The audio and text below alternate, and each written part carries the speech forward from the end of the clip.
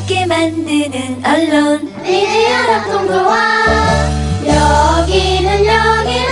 여기는 국민TV. 함께 만드는 언론 미디어 합동조합. 여기는 국민TV. 소시민의 히어로가 되어주세요. 로벤투스 제2화 시작하겠습니다. 왜 이러세요 도대체. 약속한 대로 해주세요. 네. 네, 안녕하세요. 저는 로벤져스 진행을 맡은 지은혜입니다. 잘 지내셨는지 모르겠네요. 저희 지금 첫 방송 나가고 이번이 2화째거든요. 네, 아직 합이 잘 안 맞아서 조금 어색하죠. 저는 잘하는데. 우리가 네. 초보라서 그래요. 아니에요. 지금 너무 잘하고 계셔가지고. 제가 근데 소개하기 전에 나오지 마세요. 알겠습니다. 네, 로벤져스 일단 들어가기 전에 살짝 말씀을 다시 드리면요. 지난주에도 말씀을 드렸었는데, 저희 로벤져스는 저 같은 소시민들이 어렵게 생각하는 법률 문제나 상식들을 이렇게 좀 쉬운 얘기로 풀어줄 수 있는 그런 프로그램이에요. 근데 거기 함께 해주시는 분들이 저희 로벤져스를 대변한 이 세 분의 변호사님이시고요. 저희 소개를 간단히 하면서 들어가 보겠습니다. 오늘도 나이 순으로 해볼까요? 네. 네, 해주세요. 네. 안녕하세요. 로벤져스에서 헐크를 맡고 있는 김재식 변호사입니다. 반갑습니다. 제가 근데 지난주에 이거 방송 보신 분들은 아실 텐데 지난주에 그 명칭을 좀 정해달라 이렇게 말씀을 드렸었어요. 그래서 이번 주까지 해오시라고 했는데 지금 정하신 거예요? 네, 순돌이 처리 말고 헐크 하기로 했습니다. 잘 어울리세요. 단추는 한 3개 정도 풀어주시면. 그런가요? 네. 조금 있으면 풀릴 것 같아요. 너무 꼭 쪼이고 계셔가지고. 네, 김재식 변호사님이시고요. 다음 저희. 네, 저는 김지영 변호사입니다. 네. 그 여성 캐릭터가 네. 딱 한 명밖에 없어서 블랙 위도우를 하게 됐는데 제가 자청한 건 아니고요. 그러니까 막 욕들 하지 마시고 그냥 블랙 위도우 하겠습니다. 네, 블랙 위도우랑 너무 잘 어울리세요. 아니 자꾸 그런 말씀 하시면 안티가 너무 많이 생겨서 안 돼요. 전혀 안 생겼고 오늘 지 의상도 이게 앉아 계셔가지고 잘 안 보이는데 전 오시자마자 연예인 느낌이었어요. 맞아요. 네, 그쵸. 너무 그 스칼렛 요한슨도 허리가 되게 잘록하잖아요. 지금 배에다 힘 엄청 주고 있어요. 괜찮으세요? 네, 저희 미모의 김지영 변호사님이셨고요. 다음은 미남 막내. 네, 안녕하세요. 법률사무소 국민생각의 김종호 변호사입니다.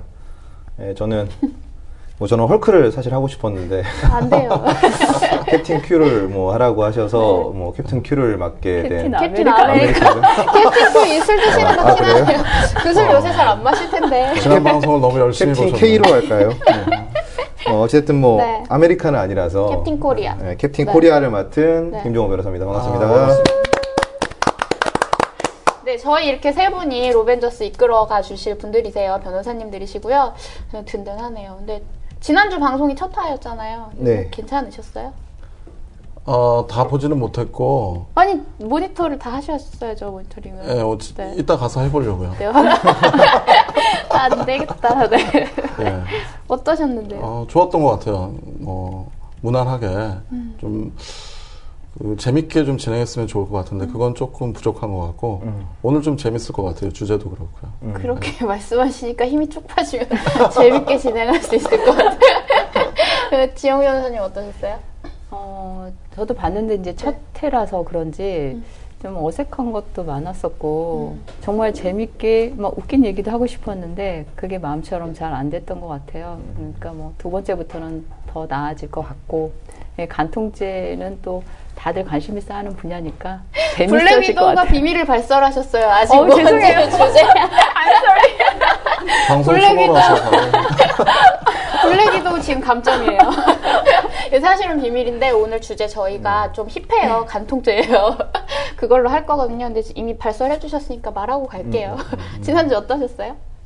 재밌었고요. 근데 네. 워낙 개그 유전자를 타고나지 않아서 네. 많이 부족했는데 어찌됐든 최대한 편안하게 보실 수 있게끔 한번 노력을 해보도록 하겠습니다. 네, 그렇죠. 이렇게 제가 오늘 사실은 드릴 말씀이 있어서 이런 순서로 여쭤본 건데 저희가 진행 방식이 조금 바뀔 거예요. 이제 저희끼리는 회의를 했으니까 알고 있지만, 그러니까 제가 진행을 맡는 거는 약간 무리가 있지 않나 싶어서, 사실 이제 제가 아무것도 모르는 상태에서 법률 상식을 여쭤보고 있잖아요. 그러니까 제가 진행하는 것보다는 저는 이제 전체 뭐 인사를 드리거나 하는 일을 맡고요. 그 주제에 관해서는 한 분씩 돌아가면서 그러니까 맡으신 분들이 얘기를 해주시고 쟁점을 이끌어가 주시면 좋을 것 같아요. 그래서 오늘은 저희 주제 2화 주제는요, 간통죄예요. 저희 블랙 위도우님께서 이미 말씀해 주셨지만 간통죄에 관해서는 오늘 김정우 변호사님이 예, 맡아서 해주기로 하셨죠. 네, 하기로 뭐 네. 자의 반, 타의 반으로 사실 한 거고요. 네. 제가 뭐 많이 부족하지만 네.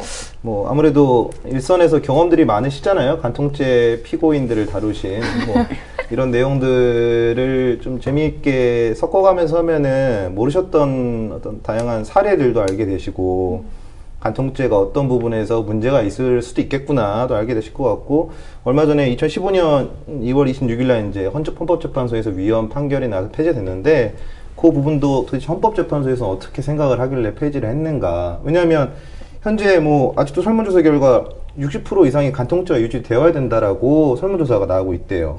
그리고 폐지해야 된다는 거는 한 20%밖에 안 되고 나머지는 잘 모르겠다는 것이거든요. 근데 어차피 헌법재판소에서 위헌 판결이 났긴 하지만 한 6개월 정도 네. 지난 시점에서 뭐 헌법재판소 판결을 한번 되돌아보고 현재 어떤 식으로 사회제도가 정착하고 있는지도 알아보고 뭐 다양한 부분에 접근을 해보고자 뭐 간통죄에 대해서 뒷담화 어떤 대담을 나눠주시면 좋을 것 같습니다. 그때 말씀하실 땐 이렇게 거창하게 말씀 안 하셨잖아요. 간통죄 재밌을 것 같지 않아요? 이렇게 뭐 하셨잖아요. 포장이 네, 필요하니까. 과장됐어요. 네, 이거 포장이 잘라주세요. 필요합니다. 요거는 편집이요. 이렇게까지 막 확고한 신념으로 하시겠다고 하진 않으셨었거든요. 간통죄하고 또 하나 더 있었는데 그거는 혹시 다음 주에 하게 될 수 있으니까 그것도 좀 힙한 주제예요. 그것도 같이 얘기를 했었죠. 아, 이게 뭐 네. 그렇게 재밌는 소재만은 아니에요. 이 네. 간통죄를 둘러싼 논의들을 보면 좀 어렵게 말하면 도덕과 법의 한계, 뭐 국가와 개인 간의 경계, 뭐 이런 철학적인 질문도 다 들어있는 아주 고대로부터 내려오는 아주 네. 오래된 논쟁이라고 할 수 있거든요. 근데 저는 제 입장에선 그냥 재밌네요. 근데 이제 간통죄 관련해서 실제로 뭐 이혼 소송이나 이런 케이스를 다루다 보면 여자 입장에서는 굉장히 흥분할 일도 많고, 그래서 오늘 간통죄 준비하면서 제 스스로 다짐을 했죠. 흥분하지 말자. 그러니까 헌법재판소 결정문을 쭉 읽었는데 계속 의문이 생기는 거예요. 그러니까 이게 이미 이제 헌법재판소 5번째 어떻게 보면은 심판을 받은 건데, 이제 4번째까지는 계속 이거는 합헌이다라고 나왔었고, 이제 이번에 위헌 결정을 받았는데, 저는 사실 간통죄 폐지하고 나서 특히 여성 피해자나 그 가정의 자녀들이 얼마나 큰 피해를 입을지가 너무 걱정이 되거든요. 그러니까 그런 걸 짚어가다 보면 좀 이해도 쉽고 공감도 많이 하실 부분이 있을 것 같아요. 궁금한 점이 너무 많으니까. 네. 그래서 우선은 이제 이야기를 끌어가기 전에 그럼 간통죄가 뭔지부터 이야기가 되어야 될 것 같아요. 왜냐하면은 법을 공부하신 분들이야 간통죄가 정확히 무엇이고 간통이 무엇인지 아시는데, 일반인분들 제가 상담하고 하다 보면은 약간 부정행위와 간통을 혼동하시는 경우들이 있는 것 같거든요. 그래서 우선은 뭐 형법 241조에는 배우자가 있는 자가 간통을 하면은 뭐 처벌한다라고 되어 있습니다. 신혜 씨, 간통이 뭐라고 생각하시나요? 간통이요? 음란하게 얘기해도 돼요? 아니 뭐 괜찮습니다. 뭐 이게 아니 원래 정을 통해야 할 사람하고 통하지 않고, 그러니까 결혼한 사람이 다른 사람과, 그러니까 이렇게 내 한 말이 나오려고 하죠. 정확하게 말씀하고 계세요. 네. 그냥 평소에 하던 대로 얘기하시면 돼요. 친구한테 말하듯이 하면 여기 지금 초토화돼서 안 돼요. 그러니까 그렇게 생각하고 있어요. 그러니까 원래 결혼한 사람, 결혼제도 자체가 법적으로 이렇게 정해둔 거잖아요. 근데 그 사람하고만 정을 통해야 하는데, 그러니까 좀 순화해서 말하자면 그 사람이 아닌 사람 타인과 정을 통한 게 되는 거죠. 정을 그러니까, 통한. 김재식 변호사님이 한번 화끈하게 말씀해 주세요. 화끈하게. 정을 통한다는 게 뭔가요? 정확하게 말씀하셨어요. 결혼한 사람이 이외의 사람과 정을 네. 통하는 것. 근데 네. 그 이외의 타인이라고 할 때는 배우자가 있는 사람일 수도 있고 배우자가 없는 사람일 수도 있고. 그래서 법률 용어로는 그 상대방을 상간자라고 해요. 간통을 한 사람은 간통을 한 사람이고요. 그런데 이 간통이라는 표현은 네. 표현이 되게 그 약간 음란하면서도 되게 그 안 좋은 느낌이 많이 나잖아요. 네. 영어로도 adultery라는 표현은 좀 그런 뉘앙스가 있고 좀 중립적으로 얘기하자면은 혼외 성관계. 그 모든 단어들이 다 되게 불쾌해요. 그 단어들이 다. 아니 혼외 정사나 혼외 성관계는 굉장히 중립적인 용어거든요. 그래서 간통이라는 말을 형법전에 쓰기 시작할 때부터 이미 이거를 처벌해야 되겠다는 어떤 입법자의 의도가 좀 강하게 드러난 용어가 아닌가. 혼외 성관계라고도 쓸 수 있는데 저는 그렇게 생각해요. 그러니까 여기서 조금 말하기 조심스럽긴 하지만 간통에서 핵심은 그 성관계의 범위를 명확하게 알아야 되는데 너무 네. 좋아하지 아니 마시고. 민망해서 무슨 얘기 나올지 근데 모르겠어요. 일반인 입장에서는 그냥 부정행위하고 간통을 혼동하는 경향이 있어서 그냥 뭐 키스 아니면 포옹 정도도 간통이 되지 않을까 생각하는데 그 형법에서 말하는 간통은 그 정도는 안 되고 명백하게 성관계가 이루어져야 되고 그 성관계에 명백한 증거가 있어야지 처벌이 되거든요. 그러니까 심증으로는 굉장히 성관계를 갖고 있는 게 명백하지만 그거에 대한 사진이나 네. 녹음이나 하여튼 뭐 DNA나 이런 확실한 증거가 없으면 간통으로 처벌을 할 수가 없거든요. 그러니까 휴지라든지 뭐 이런 거. 네. 이런 것들이 굉장히 큰 증거가 돼요. 근데 정리를 해드리면 뭐 휴지가 발견됐다. 이게 뭐 사실 구강성교가 있을 수 있는 거고요. 네, 뭐. 근데 이런 그렇죠. 경우에도 간통이 성립이 안 되는 거죠. 어. 왜냐하면은 간통이라는 것은 엄밀하게 말해 남녀의 성기가 이제 결합한 때 기소가 성립하는 것인데 여기 사실 이제 사정을 하느냐는 또 요하지가 않아요. 그래서 저희가 이제 가끔씩 이 간통의 장면을 잡겠다고 고소 대리를 하는 경우가 있는데 새벽 2시쯤에 전화가 옵니다. 그럼 저는 들어갔다고 하면 들어가지 마시라. 아직은 들어가면 안 된다라고 말씀을 드리는 게 모텔 안이라든가 뭐 그런 곳에 들어가서 뭐 남녀의 성기가 결합되기 전에 이르는 과정에서 문을 따고 들어갔다. 뭐 이런 경우에는 사실 간통이 성립이 안 되는 것이거든요. 그러니까 이 부분은 그 일반 시청자분들이 이해를 하시면 좋겠는 게 포옹을 하거나 문자를 많이 주고받거나 키스를 하거나 이런 것은 사실 부정행위라고 해서 민법상의 손해배상의 구성요건, 불법행위를 구성하는 것이고 이 정확하게 형법에서 처벌하고 있던 것은 이 남녀의 성기가 결합을 하는 것을 증거로 잡아야 한다는 것이죠. 너무 지저분하잖아요. 그러니까 그 간통죄라는 거는 그냥 간통행위, 성관계를 한 번 할 때마다 간통죄가 하나씩 성립한다고 보면 돼요. 그러니까 내가 저 사람 배우자가 아닌 다른 사람하고 그냥 계속 성관계를 맺는데 일반인이 생각할 때는 그게 그냥 하나의 간통죄 같잖아요. 근데 엄밀하게 말하면 성관계를 할 때마다 하나의 간통죄가 성립이 되는 거죠. 그러면 예를 들어서요. 그런 관계하는 장면을 몇 번이나 잡았어요. 그러면 그 간통죄가 뭐 여러 번이 성립이 되는 거란 얘기예요? 그렇죠. 그렇죠. 그럼 그렇죠. 그게 더 가중처벌이 되거나 그렇죠. 그래요? 그렇죠. 근데 한 번 잡기도 힘든데 그거 아. 할 때마다 잡기도 힘들거니와. 끔찍하다. 그래서 이 간통죄가 이렇게 막 위헌 제청도 올라가고 사회적 논란이 됐던 가장 큰 이유 중에 제가 볼 때는 실제로 어떤 나쁜 짓을 많이 하던 남편이 한 번 부인의 간통을 어느 정도 인지를 한 거예요.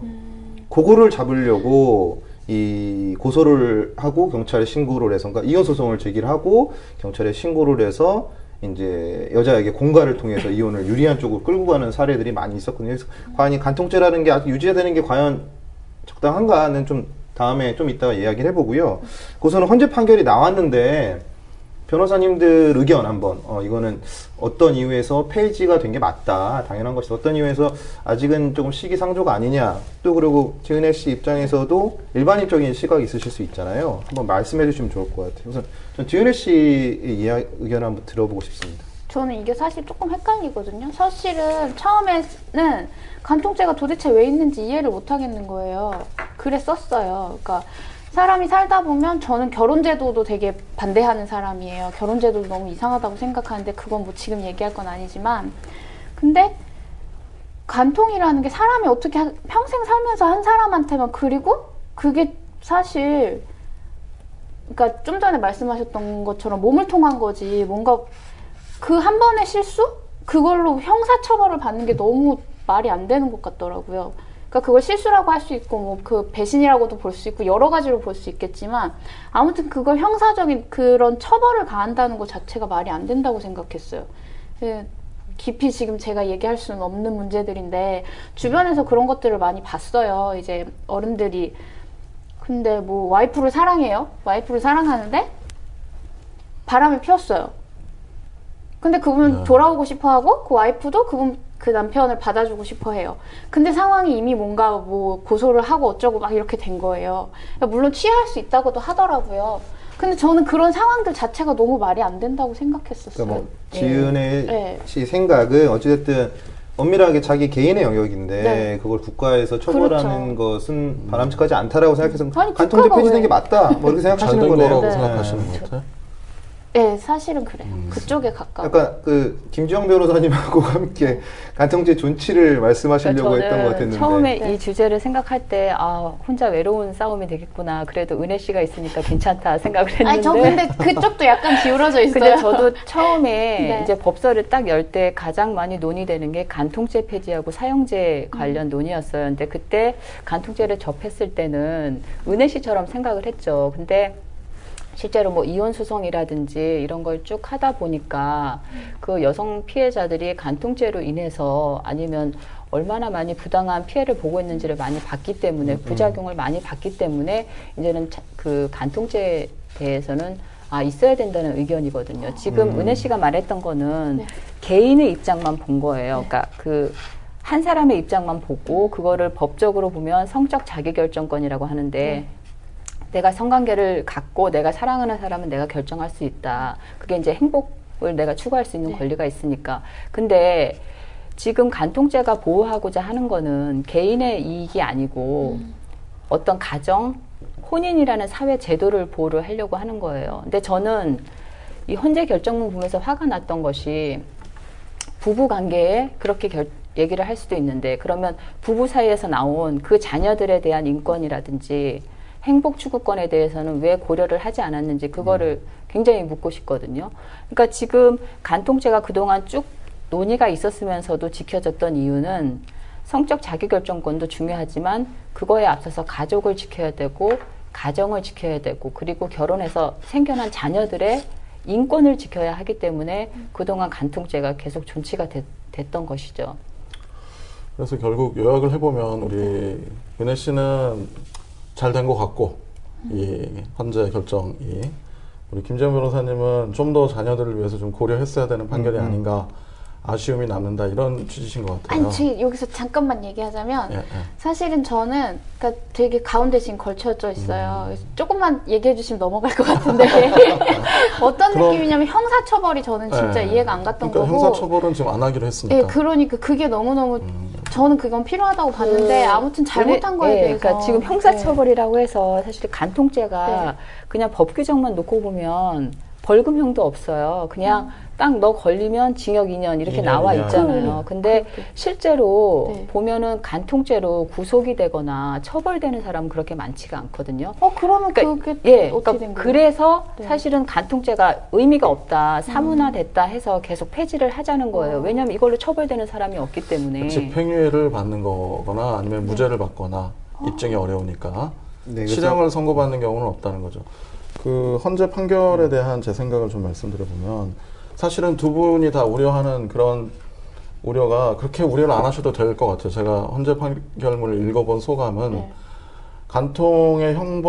간통죄를 처벌하는 것은 폐지됐지만 실제로 그 이유를 살펴보면은요, 뭐 간통을 완전히 허용하거나 이런 취지는 아니에요. 일반 분들이 아시는 것과 달리 간통의 행위의 유형이 다양하다는 거예요. 그러니까 가족들이 극구 만류하는데도 간통을 계속하는 부류가 있고 실제로 가정이 완전히 파탄이 나서 오랫동안 별거 상태에 있어서 새로운 그 사랑하는 사람을 만나서 간통에 이르는 경우도 있고 그 스펙트럼이 너무나 다양한데 이런 사람들을 다 한꺼번에 처벌하는 게 문제가 있다는 의견이 있으세요, 한 분이. 네. 또 그런 취지의 판결들이기 때문에 만약에 그런 또 벌금형으로만 그러니까 징역형으로만 그렇게 그 규율하는 것은 문제가 있다 이런 취지에서 간통죄가 위헌이라고 판단하신 그 헌재 판결 재판관들이 있기 때문에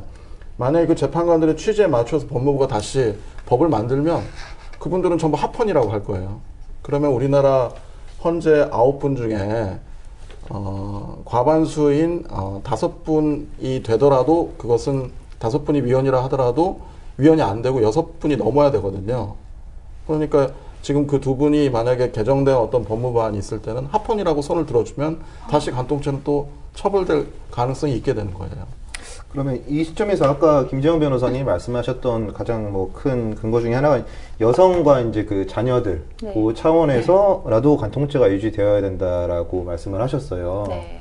그 부분에서 김재식 변호사님은 어떻게 생각하십니까? 여성과 가족을 보호하기 위해서 간통죄를 유지해야 한다. 네. 그래서 그런 면이 있다고 생각이 돼요. 그 여성들이 이 간통 고소를 통해서 위자료를 이렇게 많이 받거나 또 이혼 이후에 어떤 재산 분할에 있어서 유리한 협의를 할 수 있기 때문에 간통 고소가 있으면은 그 남성 들에 대해서 어떤 그 우위를 점할 수가 있겠죠. 근데 이제 이런 전제는 기본적으로 그 여성들이 그 경제적인 약자라는 그런 그 과거의 어떤 그 관념에 터잡은 과거 발상이라고. 아니에요. 근데 지금은 사실 잘 생각해 보시면 여성들이 과연 경제적인 약자인가?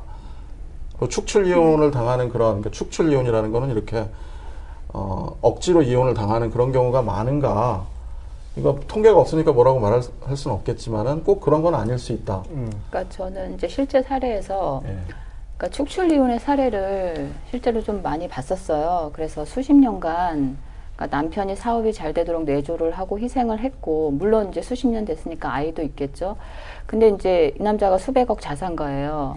근데 바람이 났고 이제 딴 살림을 차렸어요. 근데 이 여자를 쫓아내야 되겠는데 하여튼 명분을 만들어서 이혼 소송을 제기를 하는데 이 사람은 이미 준비를 다 했어요. 수백억의 재산을 다 빼돌리고. 그러니까 그 남편만 믿고 있던 사람은 남자가 수백억 자산이 있는데도 재산 분할을 받을 수가 없어요. 더 문제는 뭐냐면 자식이 있잖아요. 근데 그렇게 재산이 많으면서도 한 달에 양육비가 80만 원 결정이 나왔거든요. 그것도 안 줘요.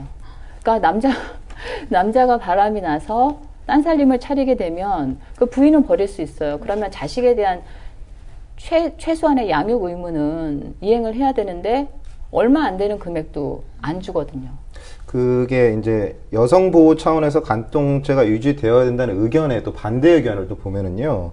사실 우리나라 헌법이 이제 처음 만들었을 때 이 간통죄 여자만 처벌하도록 돼 있던 그 죄였고요. 그 현재 볼 때 오히려 여자가 남자를 간통죄로 고소하는 비율이 더 많다고 합니다. 그런 의미에서 이 간통죄라는 게 꼭 여성을 보호하기 위해서 유지되어야 되는 것은 논리적이지 않다라는 의견이 그러니까 있거든요. 제가 말씀드리는 네. 거는 약자를 말씀드리는 거예요. 지금까지는 약자가 여자였지만 남자가 될 수도 있는 거죠. 전업주부 남자들이 많이 늘어나는데 어느 날 갑자기 맨몸으로 쫓겨날 수도 있는 거잖아요. 그렇죠. 예. 그러니까 이제 간통죄를 처벌해야 하는가라는 문제는 논리적인 문제는 아닌 것 같아요. 그게 여성을 보호하는 무슨 기능이 있을 수도 있고 아닐 수도 있고 시대 변화에 따라서 결국에는 사회에서 과연 그 간통죄를 처벌하는 것이 바람직한가라는 그런 합의가 있느냐 이런 게 좀 중요해 보이는데 사실 우리나라 간통죄가 처음 도입된 그 시점이 1908조 금법 고조선 시대로 뭐 소급된다는 견해도 있어요. 그래요?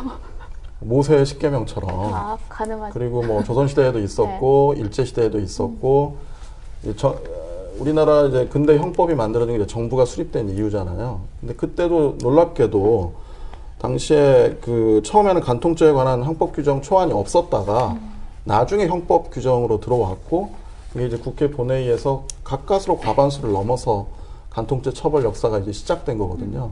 그러니까 우리가 생각하는 것과 달리 우리가 처음 나라를 세웠을 때는 간통죄를 처벌해야 되는가에 관한 국민적인 합의가 확고한 건 아니었다.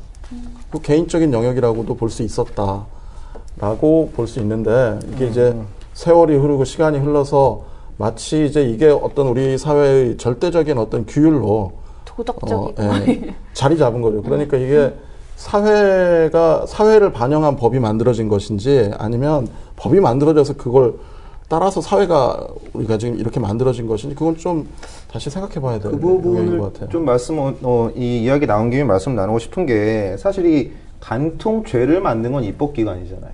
입법기관은 이제 국민을 대표하는 국회의원이고요. 그렇죠. 네. 네, 그러니까 그분들이 이제 국민들의 의지를 이제 떠받들어서 어찌 보면은 법을 만든 것인데, 지금 헌법재판소에서 9명의 헌법재판관이 이거를 위헌으로 결정을 내렸다는 것이죠.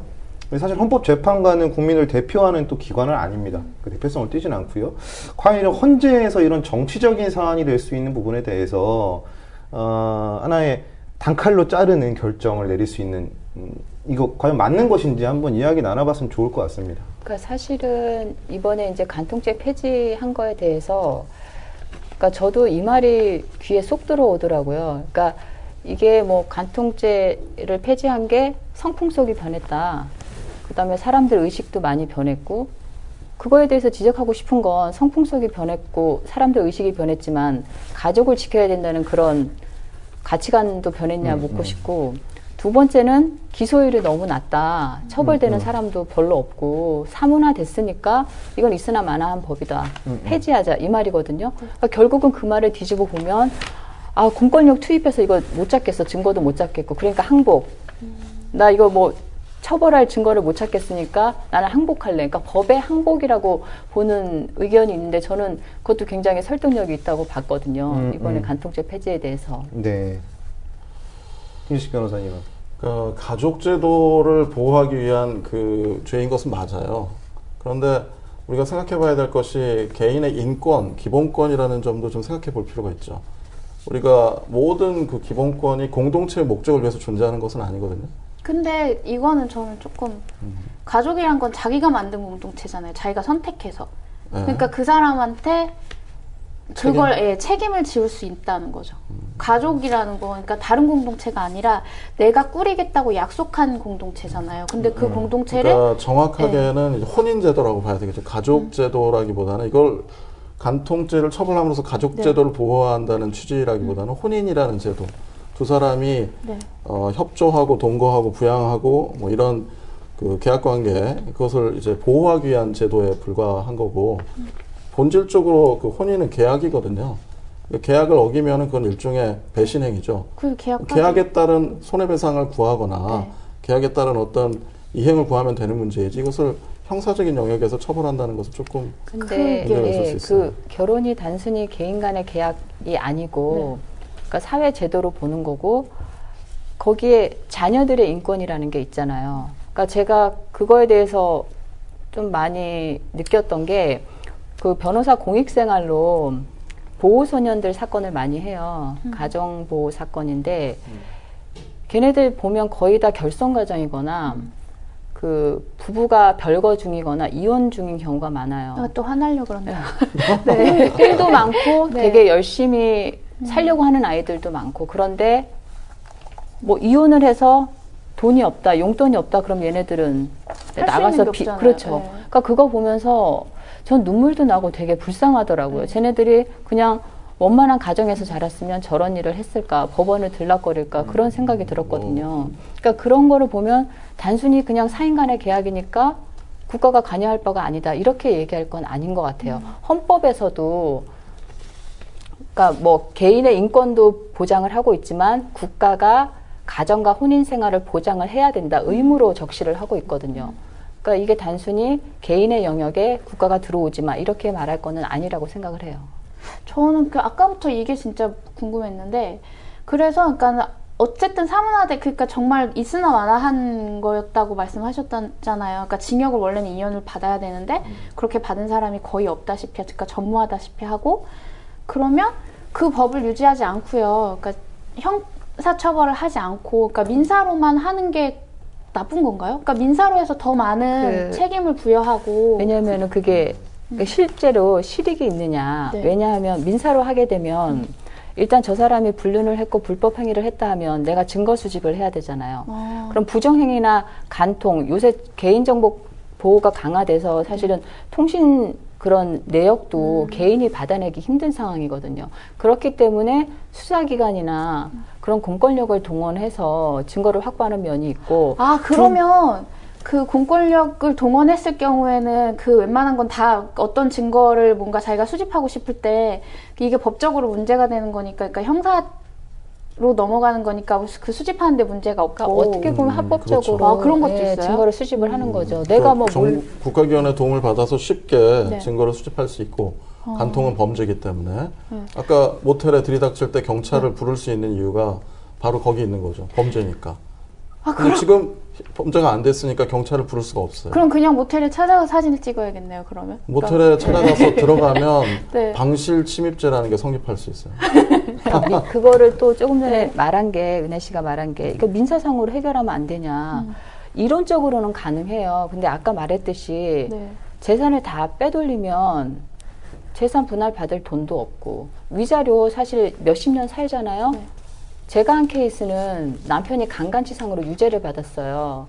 근데도 위자료를 1,000만 원을 못 받았거든요. 재산 분할도 못 받고. 소름 끼친다. 그러니까 실제로 여자가 소송을 통해서 받을 수 있는 금액이 없어요. 민사소송을 통해서. 근데 형사로 만약에 간통죄로 고소가 돼서 내가 처벌받을 것 같아요. 네. 남자가. 그럼 합의를 해야 되잖아요. 합의를 하려면 자기가 돈을 감춰놨더라 토해내야 되잖아요. 그러니까 그렇게 강제할 수 있는 방법이 있으니까 근본적으로 민사하고 형사는 어떤 강제력이나 집행 이런 부분에서 명백한 차이가 있긴 해요. 그 아까 김지영 변호사님 말씀하셨던 것 중에 사실 이 간통죄라는 게 형사 정책상의 예방 효과가 이제 많지 않다라고도 말씀하셨고 실효성도 많이 떨어졌다고 말씀하셨잖아요. 그러니까 제가 예방 효과가 없다는 네. 게 아니라 네, 네. 그거에 대해서 또 할 말이 있어요. 네, 그러니까 근데 과연 그 형사 정책상 예방 효과가 있나요? 지금 이게 일반 예방 효과든 특별 예방 그러니까 제가 본 효과가 있다고 보시나요? 케이스는 공무원들 있잖아요.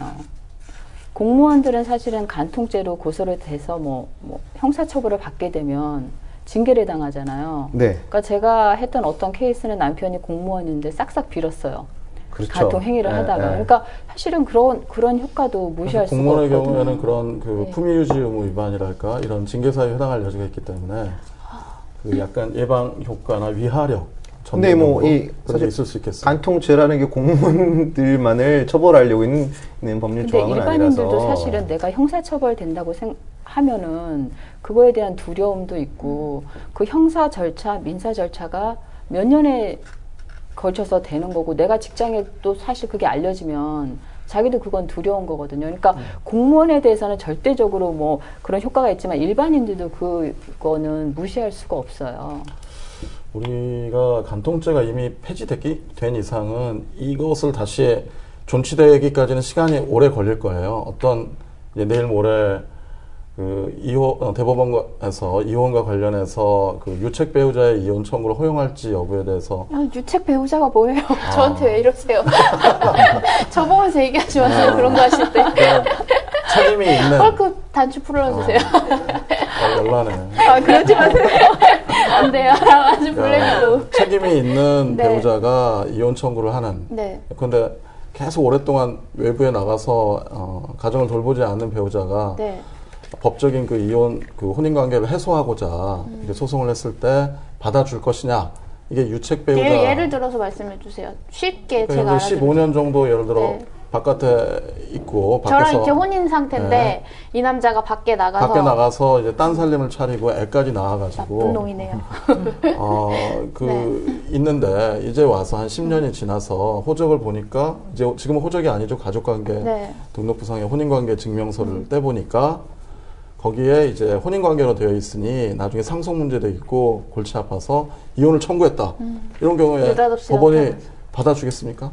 그거 근데 인간적으로도 그거 말도 안 되고 느닷없이 나타나서 그렇죠. 네. 그런 그 책임이 있는 배우자의 유책 배우자라고 하는데 그런 배우자의 이혼 청구는 안 받아줬어요 지금까지. 지금까지요? 그렇죠. 그런데 이제 그렇지 않고 최근에는 이혼이 실질적으로 그런 경우 혼인이 있다고 볼 수 없거든요. 그런 경우까지 억지로 혼인을 강제하는 것은 너무 그 문제가 많다라고 해서 그런 이혼 청구도 받아줘야 한다. 파탄주의라고 하는데 이것을 받아들일 것인지 여부에 대해서 내일 모레 그 결론이 나거든요. 네. 대법원에서 이제 그런 것까지 이제 결합을 해서 이 간통죄가 어떻게 바뀔 것이냐 이걸 좀 자세히 볼 필요가 있는 거죠. 간통죄가 다시 또 살아날 수도 있어요. 제가 보기에는 너무 부작용이 많아지니까 파탄주의도 허용하고 간통죄도 없고 위자료도 오르지 않고 그러면 결국에 아까 말씀하신 그 축출 이혼 당하는 그 사례가 훨씬 더 많아진다면 사실은 또 간통죄를 다시 부활하자고 하는 논의가 있었어요. 그런데 뭐 이번 이제 헌법재판소 판결의 논거들을 보면은 이 폐지하자는 입장에서 다수 의견이 실제로 간통죄를 폐지한 어떤 나라들에서 우리가 우려했던 그런 상황들이 발생하지 않았다는 또 이해가 자료들이 있거든요. 그렇죠. 그런 부분에 대해서는 한번 생각을 해보셔야 됐고 요쯤에서 한번 얘기를 해봐야 될 것 같은 게 사실 대부분 선진국들이 다 폐지했거든요. 아시겠지만 근데 뭐 북한도 없어요. 근데 중국, 선진국이 북한도 했다고 거기는 해서 사용되는 거 아니에요? 우리가 그거를 무조건 따라가야 될 것도 아니고 이게 이제 문화 자체가 우리는 유교 문화권이고 그 지금 뭐 선진국이 예로 든 나라는 또 그런 나라도 아니고 뭐 사실혼이나 이런 걸 또 법적으로 인정하기도 하고 또 미국이 폐지를 했다고 하지만 미국도 주별로 또 다르거든요. 네. 그러니까 그거는 근거로서는 근데 뭐 약하다는 생각은 제가 찾아본 있더라고요. 바로는 아시아 이제 유교 문화권에서도 간통죄 처벌 조항 있는 나라가 사실 우리나라 예전 우리나라하고 그리고 대만 정도밖에 없었다고 하더라고요. 그리고 대만도 이제 형법상 이제 간통죄 징역 1년 정도 받고 사실 그것도 많이 적용을 하는 경우가 극히 드물었고 중국의 경우에도 처벌 규정은 두고 있으나 처벌 조항이 또 없대요. 사실 그러니까 이 유교 문화권에서도 독특하게 우리나라만 좀 강력하게 유지를 해왔던 부분이 있거든요. 근데 이것도 한번 생각을 해볼 여지는 있지 않을까 싶네요. 뭐 무조건 다수의 나라가 폐지한다고 해서 쫓아가야 되는 것은 아니지만 또 그럴 만한 이유와 그럴 만한 사정이 있지 않을까요? 그러니까 헌재 결정도 요지를 보면 입법 목적에 대해서 그러니까 가정을 유지하고 이런 거에 대해서는 정당하다라고 얘기를 해요. 근데 그 이제 세부적인 근거들을 보면 뭐 기소율이 낮으니까 실제로 뭐 있으나 마나한 조항이다 이런 조항, 그 다음에 그냥 사회 스스로 자정하도록 놔둬야 된다. 이런 근거, 그 다음에 뭐 성적 자기결정권, 이런 거를 들고 있는데 사실 그것만으로는 간통죄를 완전히 폐지하기에는 부족한 근거라고 생각이 되거든요. 그래서 헌재 결정에서 지적한 부분, 그러니까 뭐 징역형만으로 그 간통죄를 처벌하게 한 것은 너무 과하게 처벌한 것이라든지 하여튼 뭐 기소율이 낮은 부분은 어떤 절차적인 보완을 통해서 그 제도를 마련을 한다고 하면 그 보완된 간통죄는 다시 헌재에서는 또 합헌 결정 받을 수도 있다고 보거든요. 아까 김재식 변호사님 말씀하신 보완된 네. 것처럼. 간통죄 형태와 관련해서 생각해보면 징역형밖에 규율하지 않을 수밖에 없을 것 같아요. 제가 보기에는. 왜요? 벌금형은 형사 정책적으로 무슨 이득을 취득한 사람을 벌할 때 벌금형을 때려서 그 이득 취득을 회수하는 그런 성격의 형벌이거든요. 그런데 간통죄는 그런 건 아니란 말이에요. 네. 그러니까 이게 징역형이어야만 사실은 위화력이 있는 거죠. 그러니까 공포심을 줘서 그걸 하지 못하도록 하는 그런 효과가 있는 것이지. 그렇다면 나중에 유전 간통 또 무전 뭐 무간통 이런 말이 나올 수도 있죠. 벌금형을 감당할 수 있는 돈이 많은 사람은 간통을 재밌네요. 하고 그렇지 않은 사람은 간통을 하지 못하는 그런 일이 있어서는 안 되지 않겠어요?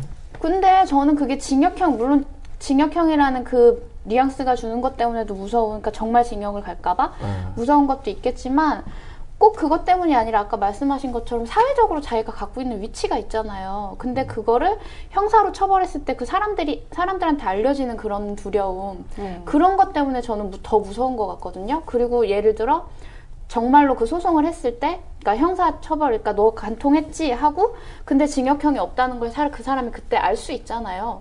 징역형이니까 정말 없었다면서요, 거의. 그러면 그때 알게 되지만 그래도 무서운 그러니까 거죠. 지금 앞으로 새로 만약에 제가 법무부에서 입법을 한다고 치면, 입법 초안을 한다고 치면 아주 간통행위를 좁혀서 할 것 같아요. 아까 말한 것처럼 간통에도 스펙트럼이 다양하잖아요. 네. 이제 그런 그 혼인의 실질이 상당히 공고한데 거기서 어떤 배신적인 행위를 하는 행위는 처벌 가치가 있기 때문에 징역형으로 다스리는 게 올바르고요. 실질적으로 막 뭐 3, 4년 이렇게 별거되어 있고 가정이라고 할 수 없는 그 가정에서 이루어진 어떤 그런 간통행위에 대해서는 그거는 처벌해서는 안 될 것 같아요. 그러면 그 김재식 변호사님 제가 그 의견을 좀 헷갈려요. 그 지금 말씀하시는 부분이라면 간통의 본질에 대해서는 어떤 처벌을 해야 된다고 생각하시는 건가요, 그러면? 그러니까 이게 만약에 혼인제도를 보호하자는 그런 입법 목적이 정당하고 그 목적을 위해서 최소한으로 어떤 수단을 설정해야 한다면 그런 그 입법이 가능하다는 말씀을 드리는 거고요. 저는 개인적으로는 그 형사처벌의 영역은 아니라고 생각하고 있습니다. 아무래도 그 부분으로 좀 이야기를 해야 될 것 같아요. 이게 뭐 김주영 변호사님도 뭐 그런 부분 많이 주장을 하고 계시는데 혼인제도라는 게 이제 어떤 가정 유지, 그죠? 여성 보호를 위해서 어느 정도 유지가 되어야 된다. 그러면 이제 더 깊이 들어가서 이 간통죄가 본질적으로 간통이 나쁜 건가요?를 한번 얘기를 해봐야 될 것 같습니다.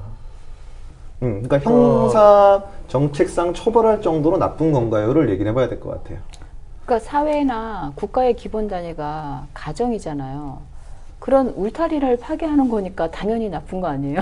저는 너무 당연한 질문을 하셔서 좀 당황했어요. 이게 아니 당연한 질문은 아니에요. 왜냐하면 국가와 그 개인 사회의 경계를 어디로 그 지을 것인가 하는 중대한 문제죠. 그러니까 네, 저는 그렇게 만약에 생각합니다. 네. 그것을 그 강하게 지으려면은 뭐 엄청나게 처벌하면 돼요. 간통 행위를. 그렇지만은 개인의 영역을 더 넓히고 국가의 영역을 좀 좁힌다고 한다면 경계를 적절하게 지어야 되겠죠. 그러니까요. 그 살인 같은 거는 보호법익이 있잖아요. 생명이라는 보호법익이 있고, 뭐 사기죄라는 거는 금전이라는 보호법익이 있잖아요. 이 간통죄라는 건 그러면은 김정은 변호사님은 가정의 생명이라고 가정을 생각해요. 유지하기 위해서 그러면 가정 유지. 스와핑이나 뭐 이런 것도 처벌해야죠. 근데 그거는 가정이 유지되는 거잖아요. 스와핑은 서로 동의해서 성관계를 실질적으로 갖는 그런 걸 거니까. 가정이라고 볼 수는 없죠. 그런 그 배우자들끼리 동의하에 스와핑을 하고 있으면 그런 가정을 과연 국가가 뭐 그런 걸 가정이라고 할 수 있나요? 그런 것도 처벌해야죠. 가정 제도나 혼인 제도를 보호하기 위해서는. 그러니까 이번 헌재 판결에서도 뭐 헌법재판관들 사이에서 의견이 갈렸고요. 그리고 일반 어떤 대중들 사이에서 의견이 갈리는 부분이 결국엔 핵심으로 들어오는 게 김정 변호사님이 잡고 계신 포인트가 맞는 것 같아요. 이 혼인 제도를 보호하는 것이 과연 형사 정책상의 보호법익이 될 수 있느냐. 사실 그거죠. 우리가 사실 형사 정책이라는 거는 도덕 중에서도 아주 내밀한 부분, 꼭 처벌을 해야 되는 부분만을 잡고 있잖아요. 근데 과연 이 간통이라는 것이 형사 정책상 처벌을 해야 되는 범주까지 올 수 있는 것이냐라는 게 제가 볼 때는 간통죄가 뭐 폐지된 부분에 대해서 핵심적인 부분이 될 수 있을 것 같거든요. 이 부분에 대해서 저는 김재식 변호사님이 간통죄 폐지에 어느 정도 어떤 범주 차원에서, 제도적 범주 차원에서 의견이 있으시다면 좀 강력하게 김정은 변호사님의 논리를 깰 수 있어야 될 것 같은데. 뭐 싸우게 하시죠. 싸우자고 모인 건 아니니까. 싸우시면 헐크로 변신할 수 있으니까 조심하셔야 돼요. 그러니까요. 기본적으로 저는 그 형사처벌을 하는 것에 반대해요. 그 개인 간의 어떤 아까 성적 자기결정권 얘기도 했습니다만 결국에 성적 자기결정권은 우리 헌법이 보장하는 행복 추구권의 한 분야거든요. 성적인 상대방을 선택하고 결정할 수 있는 그런 그 자유. 근데 왜 다른 사람의 행복 추구권을 침해해요? 그럼 결혼하지 말았어야죠. 분연히 떨치고 일어나서 제가. 그러네요. 그러니까. 그렇죠. 그러니까 자기 만족을 그런데 위해서. 아직 결혼 안 하셨잖아요. 네. 결혼이라는 것은 그 고정되어 있는 상태가 아니에요. 계속 사랑과 이 증오와 어떤 그 연민과 뭐 동정이 이렇게 계속 지금 본인 경험담 얘기하시는 거예요? 그런 것 같기도 해요. 네. 그래서 기본적으로 사랑을 베이스에 깔면서 네. 굉장히 출렁이는 그런 관계란 말이에요. 그게 그 사랑도 유통기간이 있나요? 뭐 이런 표현처럼 유통기간이 있을 수 있단 말입니다. 그런데 그런 유통기간이 있는 사랑이 다 됐음에도 불구하고 그것을 계속적으로 이어가라고 강요하는 것. 만약에 그것을 이어가지 않을 때는 국가가 개입해가지고 거기를 처벌하는 것. 이런 건 조금 그 개인의 인권의 문제가 아닌가 저는 그렇게 생각합니다. 물론 말이 안 되죠. 내가 지금 다른 사람이 생겼다고, 그러니까 지금 내 배우자한테 나 지금 누구 좋아하는 사람이 생겨서 너랑 더 못 살 것 같아. 이렇게 말하는 게 현실적으로 어렵다는 건 알아요. 근데 그걸 속이면서까지 이 사람이 간통을 했잖아요. 그럼 그거에 대한 책임은 있어야 된다는 거예요. 그게 말할 수 돈으로 있는. 엄청나게 네.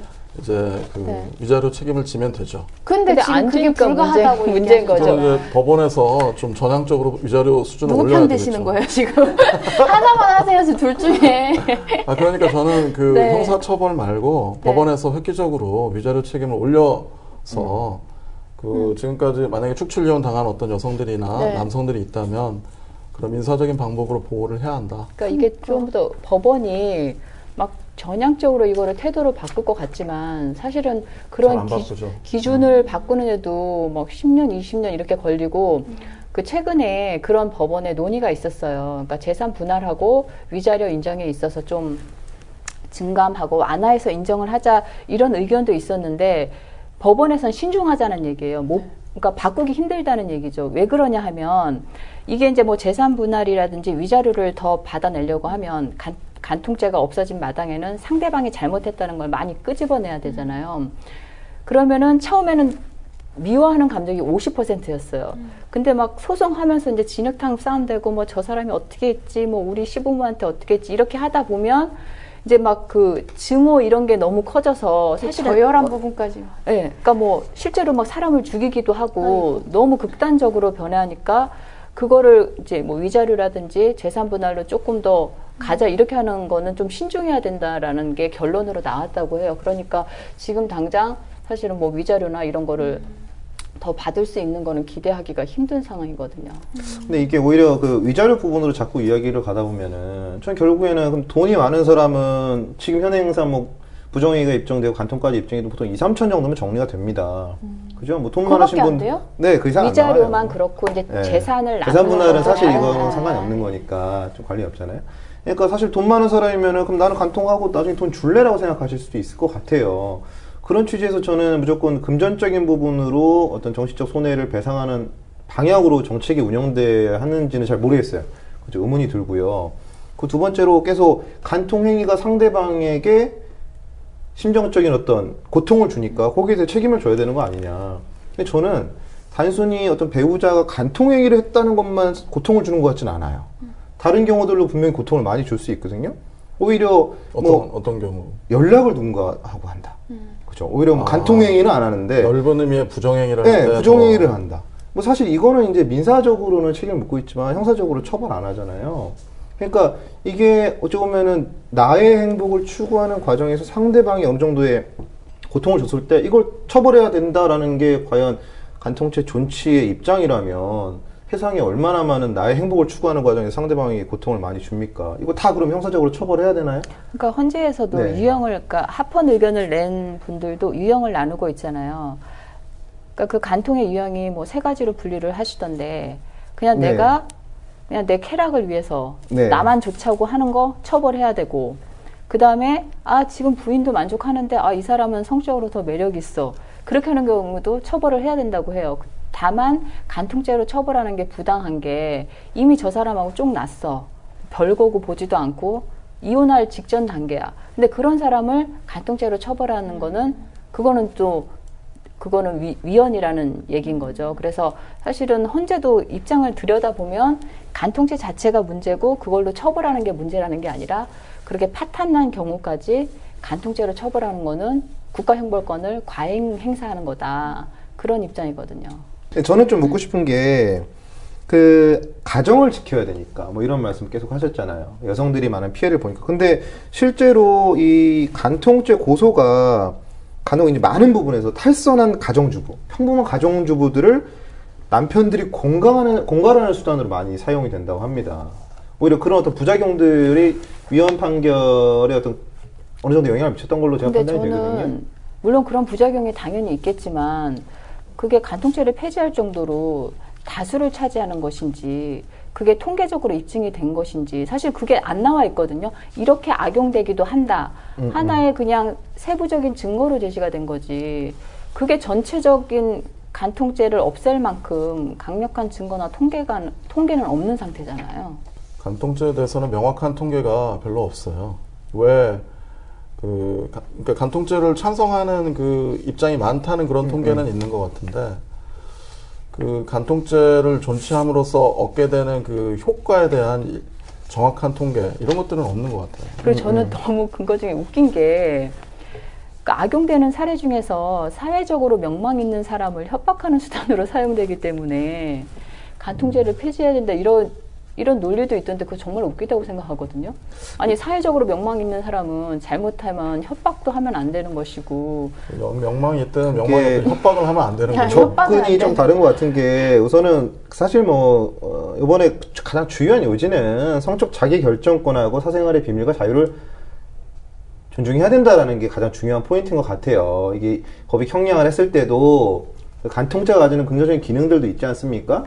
혼인제도를 유지한다라는 그것보다는 개인의 성적 자기결정권과 사생활의 비밀과 자유가 더 형량적으로 높다, 무겁다라고 판단을 된 게 가장 중요한 포인트 같거든요. 저도 평소에 그 사건 하면서 좀 간통죄가 폐지돼야 한다고 생각하는 논거가 하나 있었어요. 뭐냐면, 여기 그 헌재 판결문에는 안 나오는데, 간통죄를 처벌하는 과정에서 불필요한 범죄를 많이 저지르게 돼요. 그리고 그것을 해결하기 위한 그 사회적인 자원이 너무 낭비가 많이 돼요. 예컨대 그게 무슨 얘기예요? 그 남편이 어디 그 바람이 나서 어디를 간다. 그 사람이 어디 가는지 알아야 되니까 흥신소. 그렇죠. 이런 흥신소에 거요? 의뢰를 해서 그 자동차의 위치 추적 장치를 답니다. 진짜 그러면 낭비네요. 위치정보법 위반을 범하게 돼요. 그 단 사람이. 그 다음에 아까 말씀하신 대로 누구 집에 들어간다 그러면 집에 들어가야 될 거 아니에요? 현장을 덮쳐야 되니까 주거 침입이 돼요. 이 주거 침입이 진짜 이해가 안 가. 지금도 아까 살짝 설명해 주셨는데도 이해가 안 가는데, 그러니까 제가 잠깐 말씀드릴게요. 제 집에서, 그러니까 제가 남편이 있는 사람이에요. 근데 남편 말고 다른 남자를 끌어들였어요. 그래서 그 남자하고 정을 통했어요. 너무 곱게 얘기하네요. 네. 정을 통했어요. 근데 이 사람, 그러니까 저하고 정을 통한 이 남자한테 주거 침입죄가 성립이 된다고 말씀하셨잖아요. 네. 그래서 저는 그러니까 진짜 이해가 안 가요. 똑같은 얘기 계속 해주셔도 이해가 안 갈 것 같은데, 아니 제가 초대했잖아요. 아니 단적으로 말하면 그 은혜 씨 집 아니잖아요. 그 은혜 씨하고 남편의 집이고 네. 아이가 있으면 은혜 네. 씨와 남편과 아이의 집이거든요. 네. 그러면은 당사자가 3명인데 나 혼자 승낙을 했다고 네. 해서 다른 주거권자 아이나 남편이 그 사람을 들어오라고 승낙한 건 아니잖아요. 근데 저는 물론 들어와서 그런 나쁜 짓을 했기 때문에 그게 주거 침입이 된다고 생각하지. 예를 들면 저는 아주 단순하게 생각해서 제가 제 친구를 제 방에 불렀어요. 그러면 그걸 아무도 주거 침입으로 걸지 주거 침입 않잖아요. 아니죠. 나쁜 짓을 안 했으니까. 나쁜 짓을 안 나쁜 짓을 했으니까. 안 했으니까. 네. 그러니까 주거권이라는 그런 그 권리 비슷한 걸 인정을 해요, 법원이. 그래서 그건 남편한테도 있고 아내에게도 있는데, 일방의 승낙이 없이 그 범죄 목적으로 들어오게 되면 범죄 그거는 목적. 그러니까 일종의 간통은 과거의 범죄였으니까 지금도 불법 행위인 것은 변함이 없어요.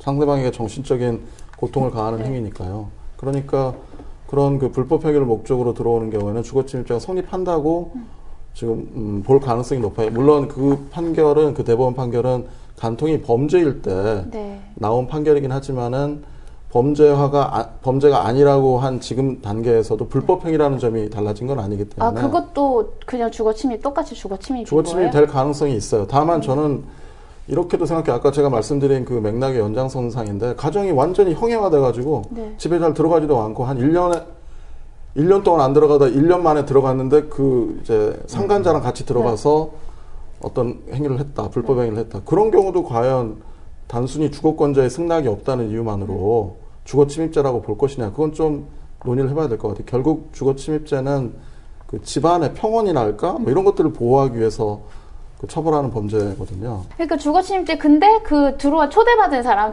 제 입장에서 말하면 제가 초대한 그 사람이 주거 침입죄가 되고, 초대한 저는 사실 제 의도가 더 나쁘잖아요. 본인은 처벌 안 돼요. 그러니까 이게 너무 이상하다는 거예요. 내 의도가 더 내가 얘를 꼬셔서 어떻게 해보겠다는 의도로 이 물론 사람을 주거침입 교사나 방조 뭐 이렇게 억지로 네. 저기 억지로 한다면 뭐 처벌할 수 있는데, 그렇게까지 처벌을 하려고 할지는 잘 모르겠고요. 근데 이제 다시 제가 말씀드리려던 네. 거 마무리 짓자면은, 아까 저 위치정보법 위반을 범하게 되고 주거침입죄를 위반하게 된다 그랬고, 그 다음에 이제 그 전화기를 도청할 수가 있어요. 네. 그러면 통신비밀보호법을 위반하게 돼요. 그다음에 이메일 같은 걸 열어봐요. 개인정보보호법을 위반해요. 다 위반. 그러니까 간통죄를 처벌하기 위해서 지출해야 하는 그 피해자가 지출해야 되는 그 자원이 엄청날 뿐만이 아니라 본인도 처벌받게 돼요. 그러니까 개인이 그런 걸 하기보다 공권력이 나서서 증거 수집을 해주면 사실 개인이 그런 법 위반 할 거는 줄어들게 되잖아요. 해보면 알겠지만은 뭘 해보면 공권력이 다 알아요. 그렇게 열심히 도와주는 뭘 건 해보면 알아요. 뭘 해보셨는데요? 사건을 해보면 아는데. 네, 제 얼굴이 빨개져요. 경찰에서 그렇게 열심히 도와주질 않아요. 뭐 네. 영장 받아가지고 도청도 그러니까 감청이죠. 합법적인 감청을 해준다든지 위치 정보도 영장을 받아서 해준다든지 이렇지 않거든요. 그런 영역은 다 개인에게 맡겨져 있는 영역이고, 그래서 결국에는 둘 다 범죄자로 둘 다 전과자가 되는 거예요. 그러니까 이거는, 이 간통죄라는 범죄는 우리 사회 구조상 정말 도와주려면 확실하게 도와주든지, 이렇게 범죄라고 하면 근데 그렇게 도와주지도 않으면서 피해자로 하여금 또 다른 범죄를 저지르게 하는 좀 이상한 범죄라고 봐야 되죠. 그러니까 폐지되는 게 맞는 것 같아요. 좀 마지막으로 한 가지 여쭙고 싶은 부분이 어찌됐든 폐지가 됐고요. 앞으로 새롭게 입법이 될지 안 될지는 모르겠지만 폐지가 된 마당에 6개월 정도 지났잖아요. 그리고 일선에 계시지 않습니까? 앞으로 이제 뭐 혼인제도라든가 이런 부분이 어떻게 좀 변화가 예상되시는지 좀 한 말씀씩 해주시면 좋을 것 같아요. 그러니까 당장에 어떤 변화가 있는 건 아니고 아무튼 이걸 폐지하면서도 그 헌재에서는 이거를 보완할 수 있는 약자를 보완할 수 있는 그런 제도적인 장치를 마련을 해야 된다고 했으니까 법원이든 아니면 국회에서든 빨리 입법을 하고 어떤 판례 변경 같은 걸 해야 될 것 같고 두 번째로 저는 진짜 불륜이 날개도 친 듯 불륜의 날개를 달아줬다고 생각을 해요. 그래서 무슨 만남 사이트에서 광고를 하는데 외로움에는 기혼과 미혼이 없다 뭐 이런 식으로 광고를 했다고 하니까 앞으로 볼만한 일이 많을 것 같아요. 네.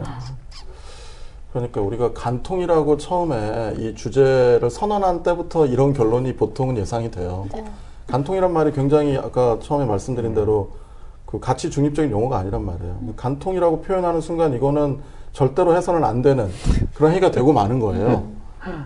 혼인 외 성관계라고 정확하게 그 범주를 설정을 하고 혼인의 성관계 중에서 과연 형사 처벌을 해야 할 만한 혼인의 성관계가 있을 수 있는 것인지를 탐색해서 그 부분에 대해서 입법을 하는 게 맞고 또 앞으로 뭐 지금 당장 뭐 40대 50대 매도율이 갑자기 뭐 높아지고 뭐 내일 모레 이제 파탄주의까지 도입이 되면 굉장히 사회가 혼란이 될 것처럼 또 전망하시는 분도 계시는데 그렇다면 지금 뭐 폐지된 국가 아까 우리 김 변호사님 네. 말씀하신 것처럼 그런 나라도 다 그런 과정을 겪어서 지금 사회 시스템이 정착된 거 아니겠습니까? 우리도 그런 부작용을 최소화해 가면서 개인의 어떤 자율과 책임 이런 것들을 좀 더 인정해주는 그 말씀하신 대로 그런 불법 행위에 대해서는 뭐 금전적인 배상 책임을 높이는 방향으로 그렇게 좀 정리되었으면 하는 바람입니다.